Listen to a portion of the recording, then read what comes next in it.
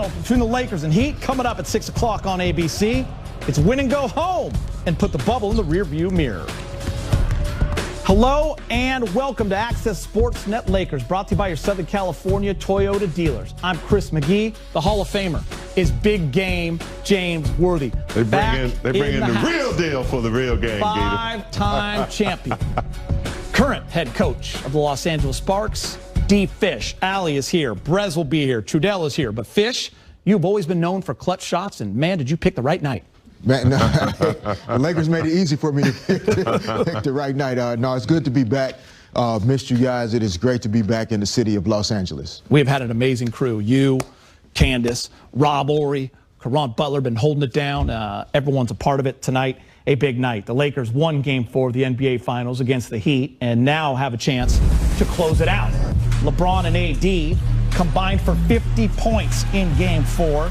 The Lakers are an incredible 56-0 when leading after 3 quarters this season. What about AD and LeBron? The two superstars playing in their first season together.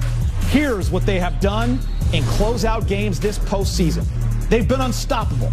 They average over 61 points. By the way, they're 20-1 when they combine for that number. So I'll take my chances this evening. LeBron and AD, 3-0 in closeout games together. None bigger than tonight. Fish, I'm going to start with you. You've been here many times. What are these guys feeling tonight heading into this opportunity? Well, it's hard to explain what these two players in particular are feeling. I think for LeBron, this is why he came to Los Angeles, to put this franchise and this organization back in a position where it's on top again. And he's one game from accomplishing that goal. I think for Anthony Davis, it's why he wanted to come to Los Angeles, to be paired up with LeBron James and have the opportunity to play for championships after having disappointing playoff experiences previously. So I think both of these guys are, and the two of them talked about their relationship, they're holding each other to a standard that's even higher than everybody else. And I've seen that before. Like what those two guys can say to each other and the standard they can hold each other to is different than everybody else on the team. Yeah, and I'm sure Big Game James, for AD, he can taste his first ever title from the day you start playing this game. This is all you want. Yeah, I mean, well, you know, one of the most talented players in the league, you know, no disrespect to New Orleans, small market. You know, I don't think he ever was going to, you know, win a championship there unless they made some miraculous changes. So for him to come and join LeBron, and that's another interesting story, wherever LeBron has gone, he's been able to either bring in players or join players and win championships. Cleveland, Miami, and now to Los Angeles. But for AD, this kind of jump starts the rest of his career. He comes to a big city, totally under the microscope. A lot of pressure, and he answered the bell in most cases. So for him, he's anxious. He sees a championship right there, and you know, it's just amazing that he's come here in the first year and done this. Fish, I want to show you this. When LeBron plays tonight, we've seen your name just about every show because of this. He will tie you for most games played in NBA playoff history. How crazy is that for you to see that number, and how good has he been in year 17? Yeah, no, I always have to kind of pinch myself when I see any of these type of stats and my name there. And any guys on this list, all these guys had great teammates and great coaches, and I know LeBron would be the first to say that. For LeBron to be at this point in his career in year 17, it just says a lot about the dedication, the commitment, the self-discipline, the sacrifice that he has put into his career. When I stumbled across 259, I wasn't playing at this level. This is completely different, what this guy has done in his career and what he has done in this playoff run in particular. And so my hat goes off to LeBron. He has been a phenomenal example of class and what somebody can do, which reminds us of the late, great Kobe Bryant. What somebody can do when they are truly dedicated and committed to being the greatest possible basketball player they can be. And LeBron has done that for a very long time. And James, I know you marvel at how he is on and off the court, but on the court for this Laker team in year 17, running out of ways to describe it, man. Yeah, it's interesting to hear Fish say, you're just playing the game, and you never know you're going to end up on a list like this because it's the process.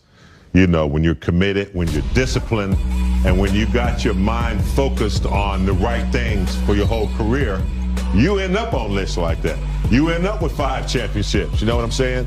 And so that's been his entire attack, his attack at how he is going to approach the NBA, his discipline, the way he works out, the way he collects players around him and leads them. That's the king. No doubt about it. Let's get you live to Lakers reporter Mike Trudell, who joins us down the hall, getting you ready for Game 5 of the Finals. Lakers with a chance to close it out tonight. Mike, it's been 10 years. Man, you guys put me in such a good mood by bringing Fish in here. Yes, sir. The first thing I think of, so my first year with the Lakers, 08-09, I think a lot about Jameer Nelson. Why are you backing up on Fish in transition, man? You know he's going to hit that 3 in your face. And then Kobe gets a little touch on him to free Fish for the overtime winner there. And then, of course, there's the Fish game, at least my favorite Fish game, Game 3 at Boston. You guys remember that one? I was there. Oh, man. So, Fish, thank you for coming and making my day, man. Appreciate you. Mikey T. Good to see you distantly. Mike remembers all those plays like it was yesterday. Man, memories, man. How the memories. Okay, so I'll try to regain my focus here after seeing Fish and thinking about Frank Vogel. I wondered what the message would be from the head coach to a team. Frank is very good at keeping things in the moment, day to day, but would there be any kind of outsized message considering that this is a closeout game? I put that question to him, and he answered as expected. Yeah, we want to stay away from all those other thoughts and keep our minds and our focus on the task at hand.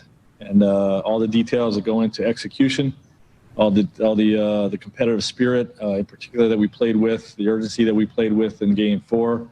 Our focus is still remaining in the moment and on the job that still has to be done. And Frank, I know you typically like to wait for the lineup announcement until necessary, but what did you see from the change at the second half, going to that smaller group, and how do you think that might match up with Miami? Yeah, there's positives and negatives to both lineups. I really like Dwight's physicality. We will start him again tonight, and he brings a lot to the table on both ends of the floor. So we have the ability to slide Keith in there and play a smaller lineup. Like I said, there's positives and negatives to both lineups. Frank, what's the most memorable moment of this playoff run for you so far? Probably the AD shot. I think that was obviously an epic moment in NBA history, not just our team's journey this year, but to see such a dynamic player have such a big moment in a big game like that was that's the first thing that comes to my mind. Obviously, it got you a win in the Denver series, but do you think something like that gave your team a little extra bit of confidence or extra bit of we got something on our side in this run? Yeah, well, we've always felt like Kobe was with us. Never more than that moment. So obviously it gave us that Game 1 win, and really 2 games from that series. Bron taking over the fourth quarter, in that Game 5 in Denver was also probably, right up there with the best moments of our playoff run. All right, and Black Mamba jerseys will be worn tonight. Now, this is the photo. I don't know how well you can see it. I asked Fitch if I could be Jameer Nelson and for him to just hold the release. This is the post-game celebration. I am holding champagne in the other hand. That was in Orlando in 2009. So once again, Fish, thanks for bringing me back to that, man. Yeah, Mike. That is an amazing photo. Mike, from 11 years old. Say that, please. I'll hit you with that. Yeah, I got you. Look at the Mike closeout, too. Just, gave him too much distance, man. Yeah. That's so great stuff, Mike Trudell. Thank you, buddy. Right. It's going to be a great night. Plenty more ahead here on Access Sportsnet Lakers as we go inside the bubble. Andre Iguodala knows all about a 3-1 lead in the finals. Could he flip the script on LeBron this time? I don't think so. And coming up on Access, the Lakers with a chance to clinch their 17th NBA championship tonight. Up next, Lakers beat writer Kyle Goon joins us from 6-0, and someone who is also undefeated when joining us here in the pregame show. We welcome in SoCal News Group beat writer for the Lakers, Kyle Goon. And Kyle, we know you've been there since pretty much day one with the Lake Show, and as we know tonight, they have a pretty special opportunity on hand. So I want to dive right into it because you just recently wrote an article in which you had a chance to catch up with Lakers Governor Jeannie Buss. Kyle, what do you have to share with you? Yeah, I mean, Jeannie's intensely proud. I mean, this run she said has been more than she could have imagined given the challenges of the bubble, and she's really proud of the group. She talked to me about just the strength she's gathered, because it's been a very tough year for her. In the last year, she's lost her mother, lost David Stern, and obviously Kobe Bryant, which affected us all. But she talked about how she's gotten strength from the inner circle of the Lakers, from her friendship with Rob Pelinka, from seeing Frank Vogel lead this team, and from LeBron, who she described as a real-life superhero, or the closest thing she's seen to it. So I think Jeannie has gotten a lot of strength from this run that the Lakers have on, and she said, no matter what happens, I'm proud either way. I'm sure the Lakers fans want it to be done tonight, but Jeannie Buss is very proud of this team. No doubt. It's always great when they show her during the games and to see her emotion. Good insight there, Kyle. I also just have to ask you again, since you've been there since really day one, you've been around this team, you know their mood, their morale. They've closed out 3 other series already. So I ask you, how would you describe the mood, the vibe right now heading into this closeout opportunity? Is it different? Is it the same? How would you assess it? Yeah, I mean, I think it was a little different in that there were 2 days to kind of think about that Game 4 win, the 3-1 lead. Pressure expectations are building, so I think that is part of it. But LeBron showed up yesterday, was very businesslike, was talking about how the job is not finished. They're obviously wearing their Black Mamba jerseys tonight. They wanted to be able to close it out with pride, with that memory of Kobe Bryant guiding them.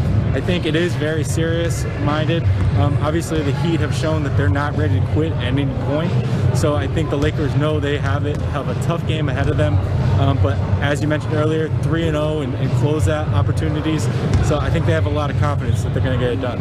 And they got a guy, as we know, in LeBron James on their side, who is an NBA best in the postseason when it comes to closeout games at 38-10. Kyle, this year you get an opportunity to be a part of the NBA Finals MVP vote, that category. As it stands today, who would be your NBA Finals MVP? Have you made your choice yet? It is a tough decision. No doubt. And if you look at the numbers, I mean, LeBron is leading this team in points, rebounds, assists. It's very tough. Right now, I would give the narrow edge to Anthony Davis. To me, he's been the matchup problem for the Heat that they've just been unable to answer. When he's had good games, the Lakers have won. In Game 4, he took on the task of guarding Jimmy Butler for most of the game and made him a non-factor in the final 3 quarters. So to me, Anthony Davis is the MVP for those reasons, but it still could be either of them if the Lakers win tonight. And we both know, too, that when it comes to the both of them, all they want is to hoist that Larry O'Brien trophy. That's what matters to them. I have to ask before I let you go, because we've seen you chug beer on this set. We know that the job is not done. However, if they do close it out tonight, what will your bubble celebration look like? Yeah, I'm gonna finish my stories, get all my work done, and then I have a bottle of wine chilling in the fridge. There's no doubt about that. Bottle of wine and a couple beers, and I mean, I counted today. Today is my 90th day in the bubble. Tomorrow will be 91. We'll see if that's the actual length of time or if there's gonna be more games. But I'm ready. I feel like I've hit a reasonable